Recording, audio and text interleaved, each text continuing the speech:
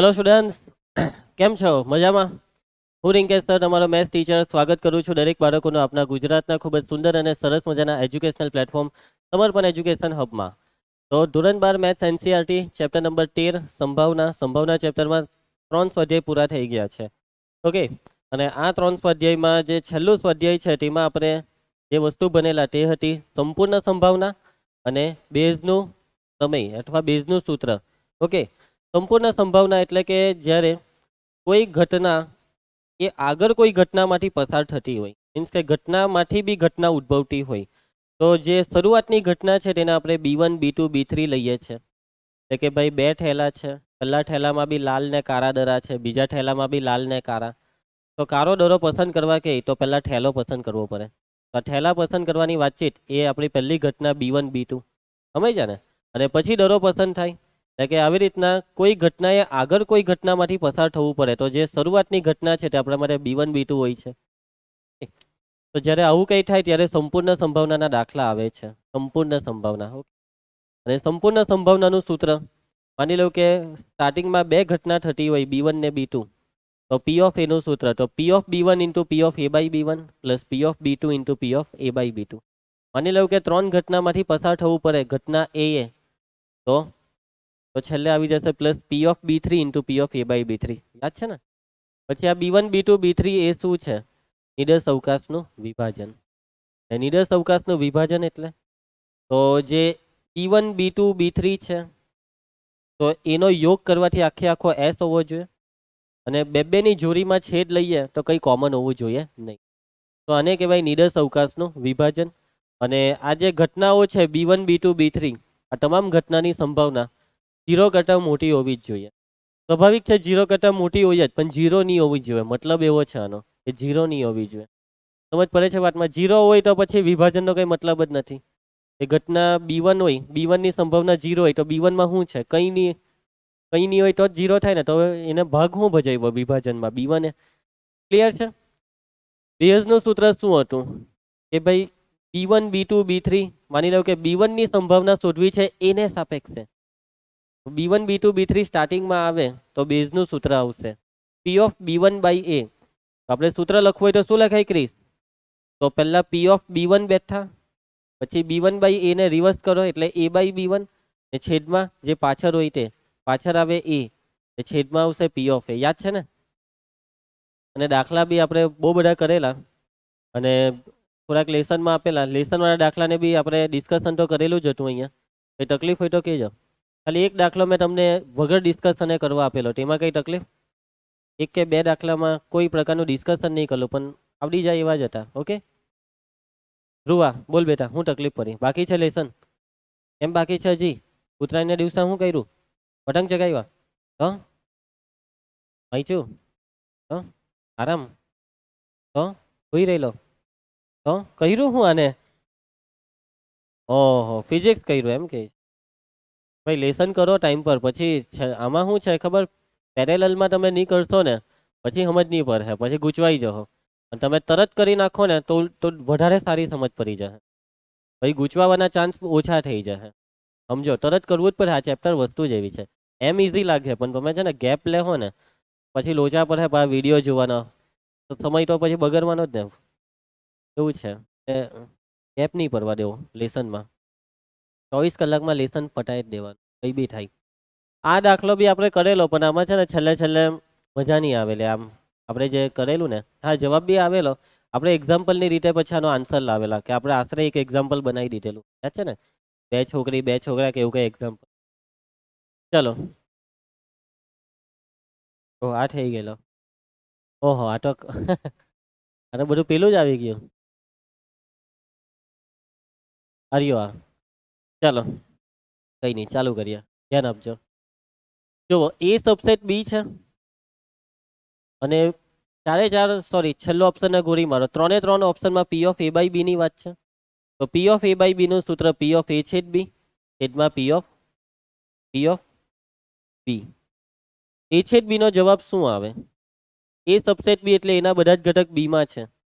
તો A છેદ B આવશે A, જે કોમન હોય તે. એના બધા બીમાં એટલે A અને B નો કોમન છે. ઓકે, તો પી ઓફ એ છેદ બી બરાબર શું લખી શકાય? તો એ છેદ બીની જગ્યાએ એ મૂકીએ તો પી ઓફ એ છેદમાં પી ઓફ બી, આ છે પી ઓફ એ બાય બી. હવે તમને રકમમાં કીધું છે કે ઘટના બીની સંભાવના 0 નથી, કેમ કે એ છેદમાં છે.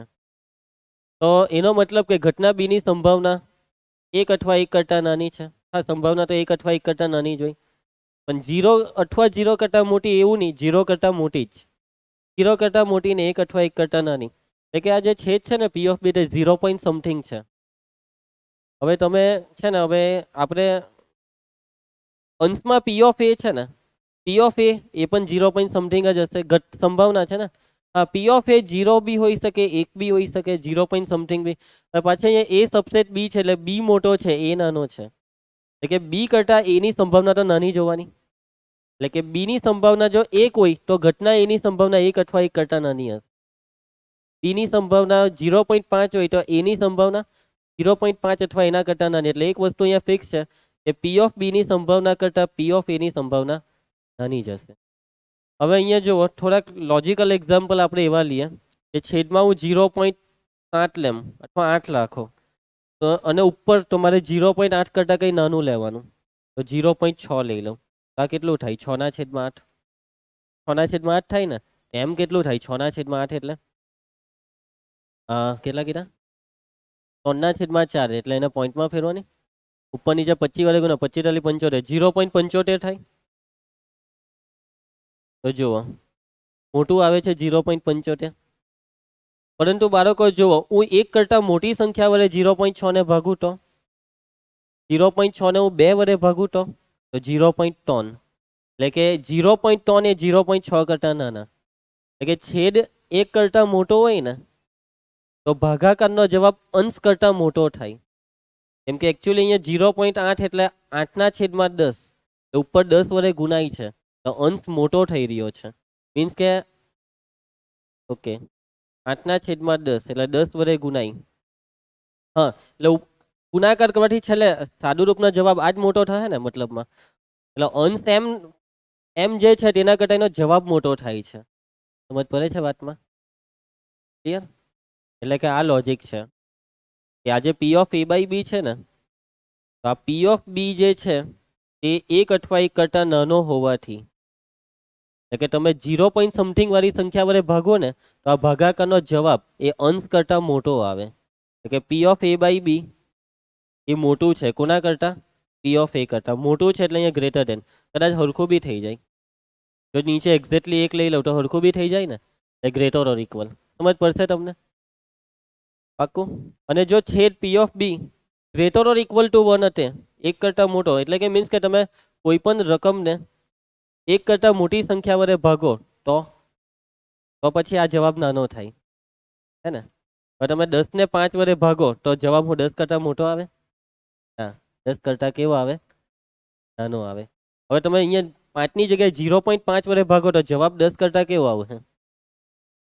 મોટો આવશે. કેમ કે એકચ્યુઅલી અહીંયા થયું હું 10 ઉપર એટલે 100/5 એટલે 20, એટલે કે છેદ ભાગાકાર 0 પોઈન્ટ સમથિંગ વડે થાય તો ભાગફળ એ ભાજ્ય કરતાં મોટું થાય. આ છે કોન્સેપ્ટ. અને બીજી બી એક રીતે તમને આ સમજાવું. બીજી રીતે તમારે સમજવું હોય ને તો જુઓ, કમ્પેરિઝન આ બેનું છે ને, જોજો આ સ્ટેપ જે છે ને, પી ઓફ એ બાય બી બરાબર શું છે? તો પી ઓફ એ ના છેદમાં પી ઓફ બી.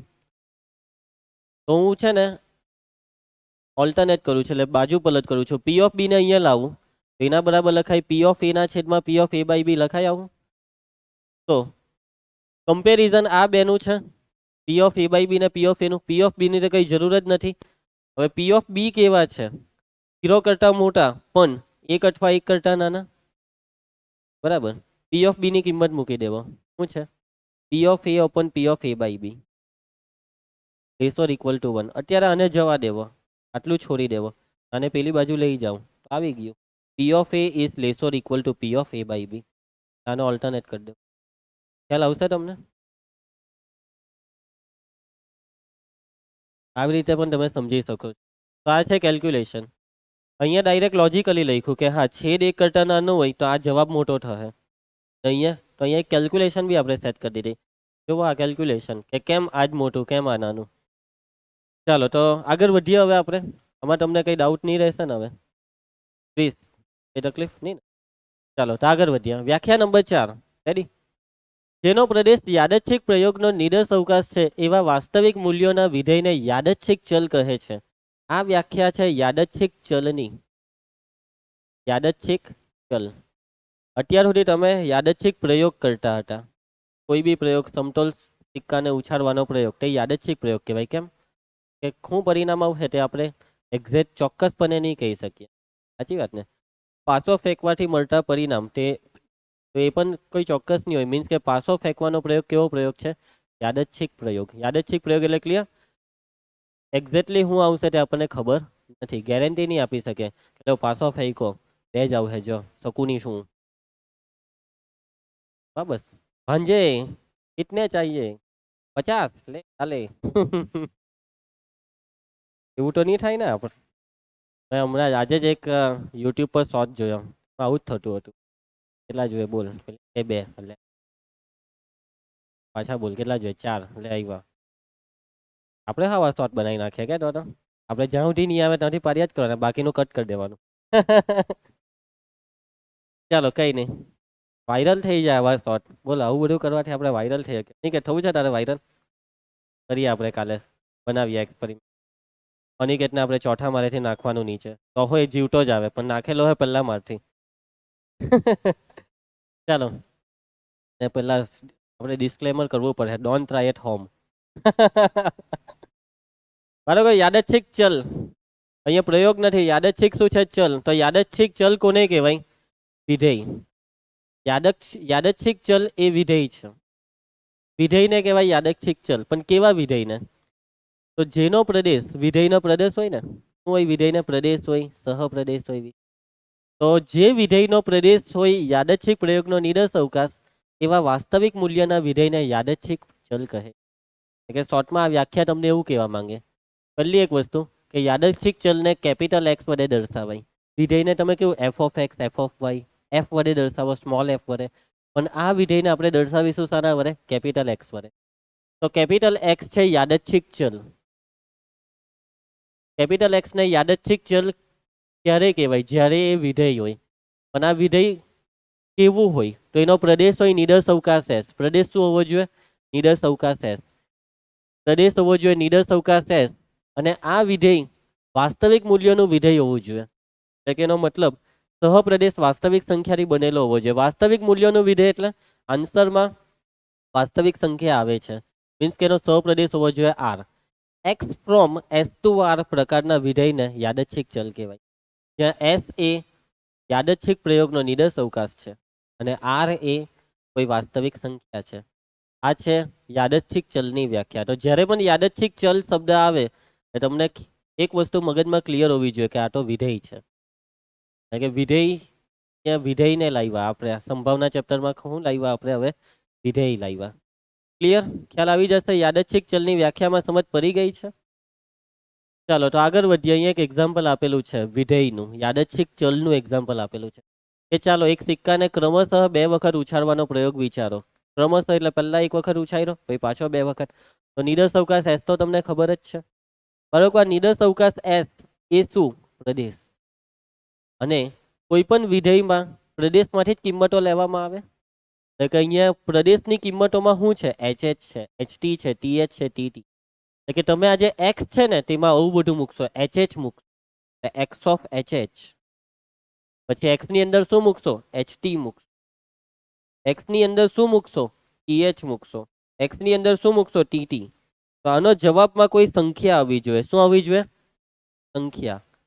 તો મીન્સ કે આ વિધેયના જવાબમાં શું લેવાનું એ પહેલા નક્કી કરો.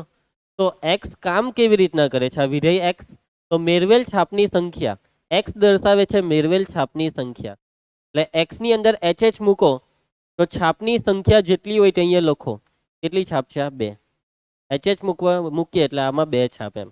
એચટી મૂકીએ તો 1 છાપ, ટીએચ મૂકીએ તો 1 છાપ, ટીટી મૂકીએ તો 0 છાપ. તો અહીંયા જે જવાબ આવે છે તે કેવા આવે છે? વાસ્તવિક સંખ્યા. સમજ પડે છે? તો એક્સ એ આ વ્યાખ્યાનું પાલન કરે છે. હા, વિધેય છે. આનો પ્રદેશ શું છે? નિરસ અવકાશ એસ. સહપ્રદેશમાં છે આર. આરનો કોઈ ટુકડો એમ, આર એટલે એવું બી નહીં સમજતા, આખો આર થોડો છે. જવાબ સહપ્રદેશનો મતલબ શું? જવાબ સહપ્રદેશમાંથી આવવા જોઈએ. આ જવાબ સહપ્રદેશમાંથી જ છે. વિસ્તાર આર એમ નથી બોલતો, સમજ પડે છે? વિસ્તાર જો આર બોલું ને તેનો મતલબ તો લોચા પડી જાય વ્યાખ્યામાં. ઓકે, સહપ્રદેશ આર. ચાલો હવે બાળકો, આ જ નિરસ અવકાશ પર બીજો એક યાદચ્છિક ચલ વ્યાખ્યાયિત કરી શકાય. એટલે આ લોકો એમ કહે છે કે એક જ નિરસ અવકાશ પર એક કરતાં વધારે યાદચ્છિક ચલ પણ વ્યાખ્યાયિત કરી શકાય. અહીંયા પહેલો યાદચ્છિક ચલ કયો વ્યાખ્યાયિત કર્યો? એક્સ. જરૂરી નથી કે આ એક જ હોય. નિરસ અવકાશ એસ પર તમે કોઈ બીજો ચલ પણ વ્યાખ્યાયિત કરી શકો, ત્રીજો, ચોથો, કેટલા કરવા છે? કંઈક ને કંઈક રસ્તા નીકળતા હશે. સમજ પડે છે ઉર્વી? તો બાળકો મીન્સ કે ઘણા બધા જેનો પ્રદેશ એસ હોય એવું એક વિધેય નહીં બને, એવું આ લોકો કહેવા. એવા 2-4 વિધેય બીજા હો બનતા હોઈ શકે. તો આ લોકો એક્ઝામ્પલ આપ્યું કે ઉદાહરણ તરીકે આ જ નિરસ અવકાશ એસ માટે આપણે એક યાદચ્છિક ચલ લીધો વાય. વાય શું છે? છાપની સંખ્યામાંથી કાંટાની સંખ્યાની બાદબાકી. બસ આવું કયો વિચાર લેવાનું, પણ જવાબમાં વાસ્તવિક સંખ્યા. વાત તો સંખ્યાની જ થઈ ને, કે છાપની સંખ્યામાંથી કાંટાની સંખ્યાની બાદબાકી. ચલો વાયની અંદર મૂકો એચ એચ. તમારી છાપ કેટલી છે? 2. કાંટા કેટલા? 0. 2 - 0 2. વાયની અંદર મૂકો એચટી. એક છાપ એક કાંટો, 1 - 1 0. ને સેમ વાયની અંદર ટીએચ મૂકો તો એક છાપ એક કાંટો. વાયની અંદર ટીટી મૂકો, જો છાપ 0 ને કાંટા 2 -2. ભલે નહીં જવાબ માઇનસમાં આવે, આ કઈ સંભાવના નથી હોતા. એમ નહીં કે હો સર -2 જવાબ આવ્યો, આ સંભાવના નથી હોતા. તો વિધેય છે, આખી વસ્તુ અહીંયા અલગ છે. ક્લિયર?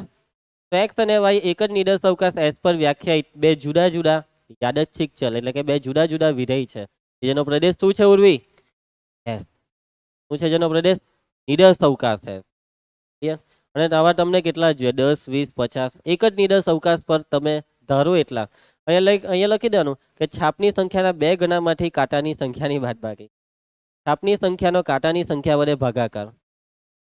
છાપની સંખ્યા એક કાંટાની સંખ્યાની ઘાત જેટલી છે. સમજી ગયા? આવું તો બધું બહુ બને ને. છાપની સંખ્યા અને કાંટની સંખ્યાનો ગુણાકાર બહુ બને છે. ચાલો, કઈ તકલીફ? યાદચ્છિક ચલ ક્લિયર? Example clear? યાદચ્છિક ચલ એટલે વિધેય જેને કેપિટલ એક્સ કેપિટલ વાય, આ બે જ આવું છે આખા ચેપ્ટરમાં. વાય હો કોઈક વાર આવું છે, એક્સ જ આવું છે. અને પ્રદેશ કયો આ વિધેયનો? નિરસ અવકાશ એસ.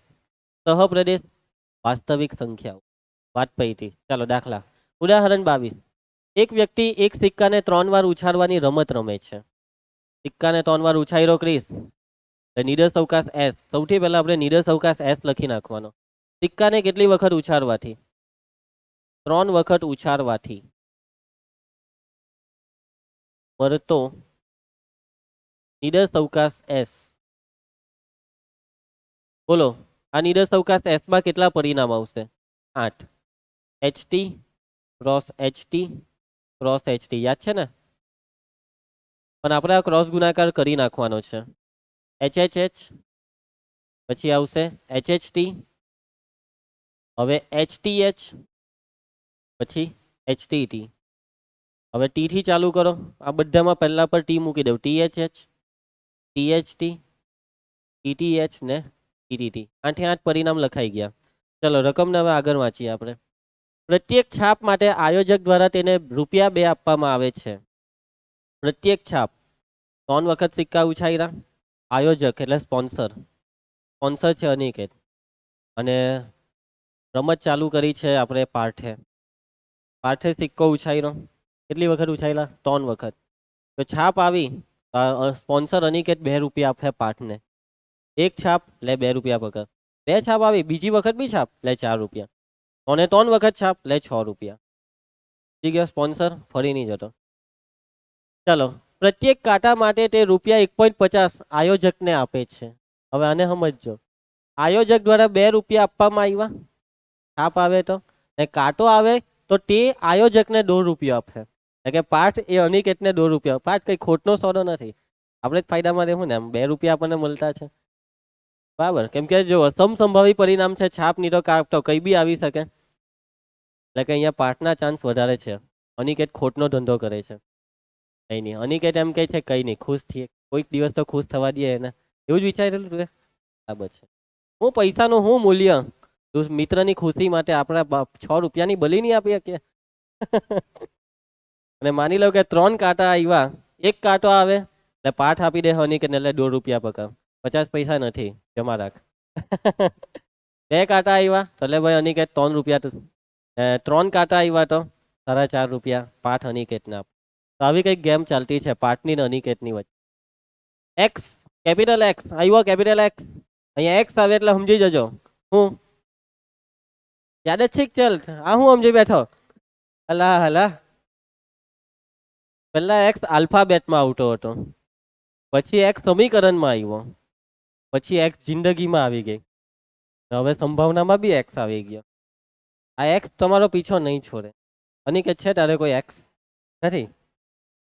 આ નથી એક્સ તારા માટે? આ તો છે જ ને એક્સ. યસ, આ જ છે તારી એક્સ. ચાલો આપણે યાદ જ છે, ચલ બરાબર. એક્સ એ વ્યક્તિએ મેળવેલી અથવા ગુમાવેલી રકમ દર્શાવે છે. બરાબર, રકમ દર્શાવે છે બાળકો. રકમ એટલે અહીંયા જવાબમાં તમને કોઈ સંખ્યા મળશે. આ એક્સ એ યાદચ્છિક ચલ છે, અહીંયા જ ખબર પડી ગઈ. એક્સ એ વ્યક્તિએ મેળવેલી કે ગુમાવેલી શું દર્શાવે છે? રકમ. દર્શાવો કે એક્સ એ યાદચ્છિક ચલ છે, આવું દર્શાવવાનું છે કે એક્સ એ યાદચ્છિક ચલ છે. જો એક્સ એ વ્યાખ્યાનું પાલન કરે યાદચ્છિક ચલ નહીં તો એને યાદચ્છિક ચલ કહેવાય. અને તેને પ્રયોગના નિદર્શ અવકાશ પરના વિધેય તરીકે દર્શાવો. હા ભાઈ, યાદચ્છિક ચલ વિધેય જ છે એટલે એને વિધેય તરીકે છેલ્લે દર્શાવો. કે આવી રીતના દર્શાવો. ચાલો ચાલુ કરીએ. સૌથી પહેલા અહીંયા પહેલે માહિતી લખી નાખો કે પ્રત્યેક છાપ માટે મળતી રકમ, આપવામાં આવતી રકમ કેટલી? ઈશા, કેટલા રૂપિયા? ₹2. પ્રત્યેક કાંટા માટે લેવામાં આવતી રકમ, આયોજક દ્વારા લેવામાં આવતી રકમ, પણ મેં અહીંયા આવું જ લખીશ, આપવામાં આવતી રકમ. જોવા જાય તો રકમ આપવામાં નથી આવતી, રકમ તો કાંટો આવે તો હમે લેવાની.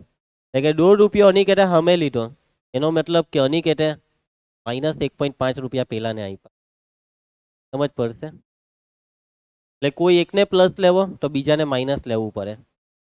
ક્લિયર? અને ચોખ્ખી વાત છે કે જે આપવામાં આવે તેને જ પ્લસ લેવું જોઈએ. અનિકેતે પાઠને આપ્યા ₹2, એને પ્લસ રાખો કે અનિકેત સ્પોન્સર છે. પરંતુ અનિકેત જીતે તો પછી પાઠ એને 1.5 આપે તો અનિકેતે પાઠને -1.5 આપ્યા. અનિકેતે પાઠ પાસેથી 1.5 લીધા એટલે કે અનિકેતે પાઠને -1.5 આપ્યા. એ દિશા બદલાઈ ગઈ ને માઇનસ ના લીધે. -1.5 મેં તને આપ્યા, લે -1.5 આપ્યા. પણ તો એકચ્યુઅલી 1.5 લીધા. એટલે કે કોઈ દિવસ તમારા એવી કોઈ સ્પર્ધા હોય, કોમ્પિટિશન કે જેમાં પોઝિટિવ જ બોલવાનું હોય, આવી રીતના પોઝિટિવ બોલવાનું. એ લીધા અમે -1. ચાલો તો ધ્યાન આપજો. ઉર્વી, હવે એક્સ ની વાત કરો. એક્સ એ શું છે? હવે એક્સ એ વ્યક્તિએ મેળવેલી અથવા ગુમાવેલી રકમ દર્શાવે.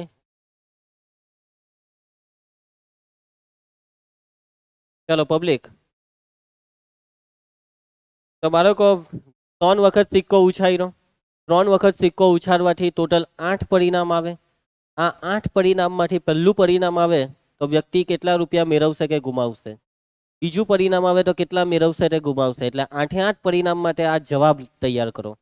તો એક્સની અંદર, વિધેયની અંદર તમે પ્રદેશના ઘટકો મૂકી રહ્યા છો અને પહેલો ઘટક છે HHH. ચાલો પબ્લિક, તો HHH એટલે છાપ માટે ₹2 આપવામાં આવશે. પહેલી છાપ, બીજી છાપ, ત્રીજી છાપ, 2 + 2 + 2 બરાબર કેટલા? 6. હવે બાળકો HHT એટલે કે 2 છાપ 1 કાંટો. હવે 2 છાપ 1 કાંટો એટલે પહેલી 2 છાપ ને ત્રીજો કાંટો હોય, કે પછી પહેલો છાપ બીજો કાંટો ને ત્રીજી છાપ હોય, કે પછી પહેલા કાંટો આવે ને પછી 2 છાપ આવે? બધું હરખું જ થયું, ખાલી ફરક શું છે આગળ પાછળમાં. પૈસા તો હરખા જ મળે ને. તો પછી આને ખેંચ નહીં કરવાનો, આ રીતના પટાઈ દેવાનું એકમાં જ. આનો મતલબ એક જ છે. આનો મતલબ છે ભાઈ 2 છાપ ને 1 કાંટો. પછી ક્યારે કઈ છાપ ને ક્યારે કયો કાંટો એ બધું જ આવી ગયું. ચાલો બાળકો, તો 2 છાપ એટલે ₹2 અનિકેતે આપ્યા, પાછા ₹2, પણ ત્રીજું કાંટો આવ્યો પાઠે આપી દીધા અનિકેતને 1.5 રૂપિયા. ચાલો તો આ કેટલા થાય? 2 ને 2 4, 4 માંથી 1.5 બાદ કરી નાખો. કેટલા કર્યા 2.5. ચાલો પાર્ટ ફાયદામાં જ છે. ચાલો એના પછી હવે તો બે કાંટા ને એક છાપ વાળા, તો એ છે આર્યા HTT, પછી THT રાખી દઉં, પછી ને છેલ્લે લઈ લઉં TTH. ચલો એક છાપનો 2 રૂપિયો, બે કાંટાના 1.5 રૂપિયા ગયા, -1.5 -1.5 -1 રૂપિયો આવશે, બરાબર છે. એટલે અનિકેત તું એ પાર્ટને -1 આવી, એટલે કે તું એ પાર્ટ પાસેથી 1 રૂપિયો લીધો. અને છેલ્લે 3 કાંટા આવ્યા તો -1.5 -1.5 -1.5 કેટલા થાય? -4.5. તો 3 કાંટા આવ્યા તો અનિકેત પાર્ટ પાસેથી 4.5 રૂપિયા લેશે, એટલે કે અનિકેત પાર્ટને -4.5 રૂપિયા આપશે. ઠીક છે, ઓકે. ચાલો તો બાળકો, શું એક્સને તમે યાદચ્છિક ચલ કહી શકો? દર્શાવો કે એક્સ એ યાદચ્છિક ચલ છે. તો બાળકો આ ગણતરી જ એક્સને યાદચ્છિક ચલ દર્શાવે છે. કેમ? કેમ કે આ વિધેયની વ્યાખ્યાનું પાલન કરે. કઈ વ્યાખ્યા? તો કે ભાઈ વિધેયની વ્યાખ્યા એવી છે કે તમે કોઈ પણ ઘટક મૂકો તો જવાબમાં તમને કોઈ અનન્ય જવાબ મળે, હે ને? HH મૂકવાથી જવાબમાં 6 આવ્યો, 6 સિવાય કંઈ બીજું તો નથી આવતું ને કંઈ, એ 6 આવે ને 8 આવે. 6 એટલે 6 જ, HH મૂકવાથી 6 જ આવે, બીજું કંઈ નવું નથી આવવાનું. એ રીતના HHT મૂકવાથી જવાબમાં 2.5 જ આવે ફિક્સ. HTH મૂકવાથી બી જવાબમાં 2.5 જ આવે, મીન્સ કે કંઈ બી મૂકો એનો જવાબ ફિક્સ છે અને એક જ જવાબ છે, અનન્ય જવાબ. એટલે કે અહીંયા તમારે શું લખવાનું કે અહીં નિડર અવકાશ S ની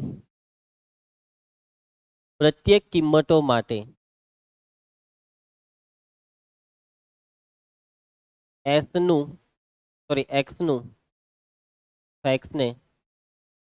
અનન્ય મૂલ્ય મળે છે. આ લીટી પરથી આપણે કહી શકીએ શું કે માટે એક્સ એ શું છે? યાદચ્છિક ચલ છે.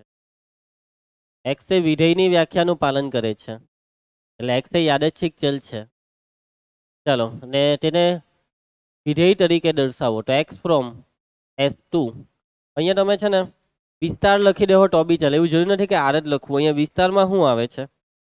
તો -4.5 -1 2.5 ને 6, મીન્સ કે આ વિધેયના જવાબમાં આ ચારમાંથી જ કોઈ એક સંખ્યા આવશે. બીજું કંઈ, માની લો કે 5 રૂપિયા લાવવા હોય તો કયું પરિણામ નાખું મેં એક્સની અંદર કે મને જવાબમાં 5 રૂપિયા મળે? કઈ તું સમજ પડી જશે તમને? એ તકલીફ હોય તો બોલો. ના દાખલો નહીં પૂછાય, આ તો પ્રેક્ટિસ છે. મેઇન દાખલા હજી કાલે ચાલુ થશે. આ શું છે? પ્રેક્ટિસ છે. ચલો ઉદાહરણ 23. એક થેલામાં 2 સફેદ રંગના દરા અને એક લાલ રંગનો દરો છે.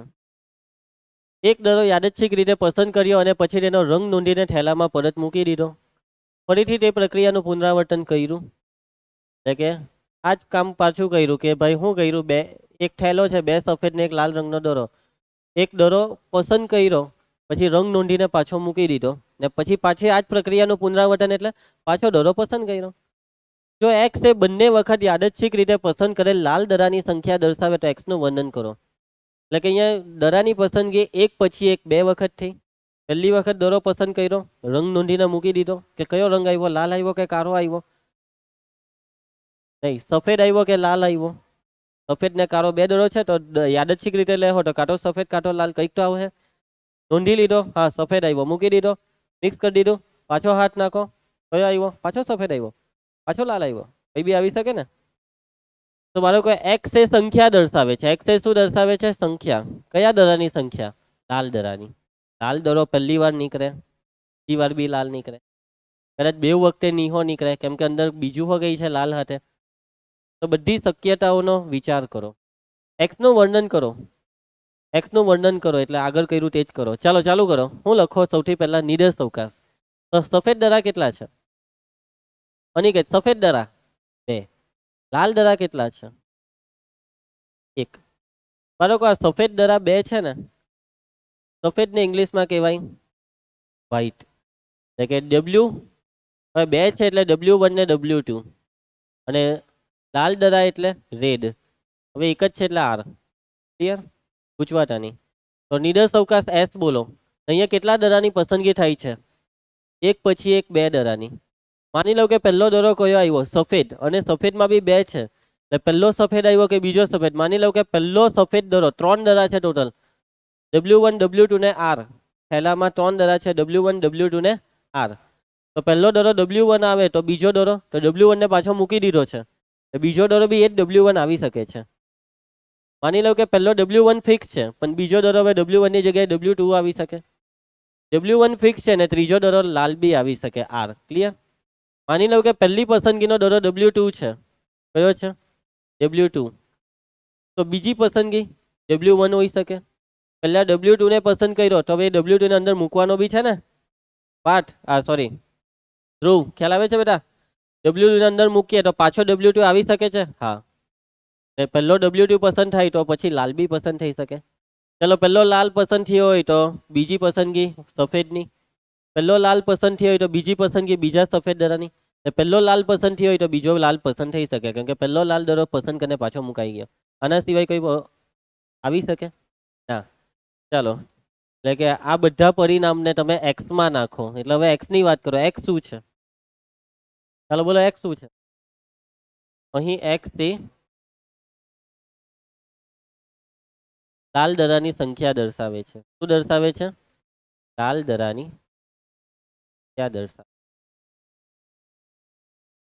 ચાલો ચાલુ કરો. તો પી ની અંદર, સોરી એક્સ ની અંદર મૂકો પહેલું પરિણામ W1 W1. તો કેટલા લાલ દરા છે? આ એક બી નહીં, 0. એવી રીતના આને લેહો તો બી 0 જ આવશે. બીજા કયા કયામાં 0 આવશે? બસ આ બેમાં જ. હા, ઓહ બાકી રહી ગયું, એક બાકી રહી ગયું. કયું? W2 W2. આના સિવાય કોઈ છે હજી? ઓહો, આ તમે ક્યાંથી હોટતા છો? હજી કઈ બાકી? અનિકેત તું કઈ તે ફાઇનલ? ફાઇનલ, સારું. ચાલ પછી એમ નહીં કરશે પાનું ફેરવો. X of. ચાલો હવે એક, જો આમાં બે સફેદ વાળા બધા લઈ લીધા ને, હવે એક સફેદ એક લાલ વાળા બધા લઈ લઉં. એક સફેદ ને એક લાલ, W1R. ચાલો પછી અહીંયા પી લખાઈ ગયા બધેમાંથી, એક્સ આવે. ચાલો હા, કયું કીધું? W2 W1R આવી ગયો, W2R. પછી RW1 ને RW2. ચાલો, કેટલા લાલ દરા છે આ પરિણામમાં? કેટલા લાલ દરા છે? એક. આમાં બી એક, તો આનો જવાબ આવશે એક. હવે હું બાકી રહ્યું? 2 વખત R, 2. અહીંયા બધે શું આવશે?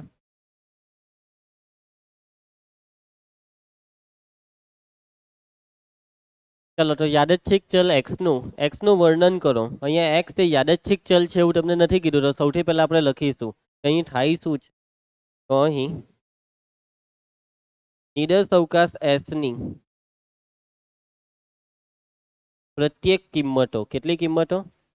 પ્રત્યેક કિંમતો માટે એક્સ ને અનન્ય કિંમતો મળે છે, અનન્ય મૂલ્ય મળે છે. અનન્ય જ ને? W1 W1 મૂકવાથી જવાબ 0 આવ્યો. 0 સિવાય કે બીજો આવ્યો? ના, 0 0 જ. એમ 0 બી આવે કે એકો આવે કે એવું તો નથી ને? 0 એટલે 0 જ.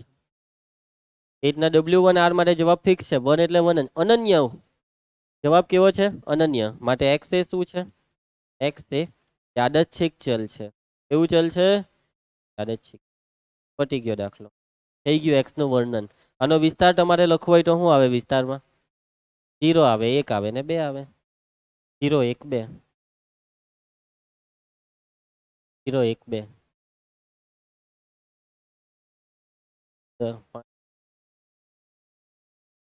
ચાલો કાલથી જ મળીએ. કાલે ત્યાં સુધી જય હિન્દ.